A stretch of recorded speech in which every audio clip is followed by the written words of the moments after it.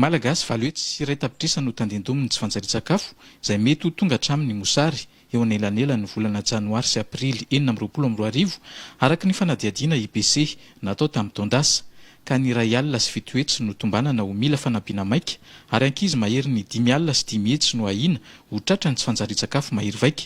Manoloana izany dia manohana ny fitondram-panjakana malagasy ny fandaran'asan'ny firenena mikambana momba ny sakafo izay vatsiny ny firenena Amerikanina nanolotra fanampiana ara-tsakafo milanja 5,000 taonina izay naterina mivantana teto amin'ny Serana-Tsambo ny Toliary ary hozaraina amin'ny komuna sy Vokotany misedra olana vokatry ny haitany ka tsy hafa mamokatra.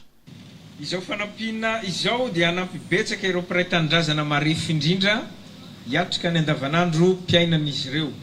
Tsara soritana ihany koa fa adidin'ny gouvernemanta malagasy ny miara-mientana amin'ny ady amin'ny tsy fanjaria-tsakafo amin'ny fanatanterahana ireo programan'asa haingana sy maharitra mba hampianana ny fiankinan-doha amin'ny fanampiana vonjy-taitra lava.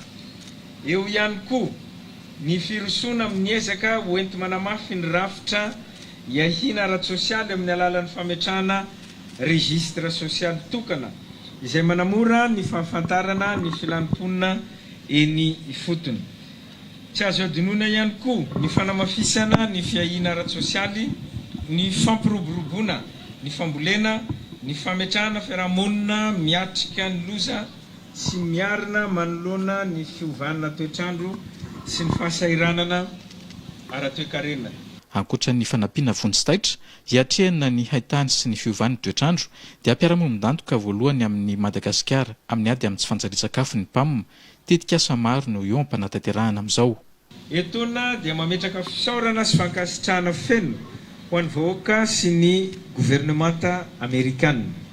Ny PAM ireo manam-pahefana isan-tokony ary ireo mpiara-mombon'antoka rehetra ny tenako amin'izao tolotra mivaingana maneho fanohanana sy firaisan-kina amin'ny vahoaka malagasy izao.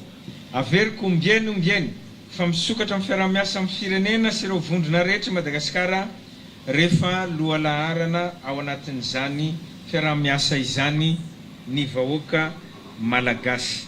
Izao fanampiana izao dia tafiditra ao anatin'ilay fandaran'asa vonjy mitetina 5 alina sy 5 hetsy sy 1,20 tapitrisa dolara nomeny Etazonia tamin'ny volana Martsa lasa teo hamaliana ny filàna ara-tsakafo sy ara-pahasalamana any amin'ny faritra atsimo sy atsimo atsinanan'i Madagasikara.